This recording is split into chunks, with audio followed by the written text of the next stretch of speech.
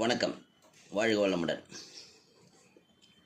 ஆன்மீகமும் மருத்துவமும் சில சிறப்பு செய்திகளுடன். பாபநாசம் சினிமா இல்லைங்க, இதை ஊர் பாபநாசம்ங்கிற ஊரில் சொரிமுத்து ஐயனார் கோயில், இன்னொரு கோயில் இருக்குது. அங்கே பக்தர்கள் தங்களது குறைகளை வேண்டுதலாக வைப்பார்கள். அதாவது குறிப்பாக சொல்லணும்னா, காலில் இருக்கும் உபாதைகள், கால் வலி, காலில் இருக்கிற பிரச்சனைகளை பற்றி அங்கே சொரிமுத்து ஐயனார்கிட்ட வேண்டுதல் வைக்கிறாங்க. அந்த பிரச்சனைகள் சரியான பிறகு அவங்க நேர்த்திக்கடன், அதாவது நேர்ந்துக்கிட்ட கடனை திரும்ப செலுத்துகிறாங்க. ரொம்ப வித்தியாசமான நேர்த்திக்கடன்.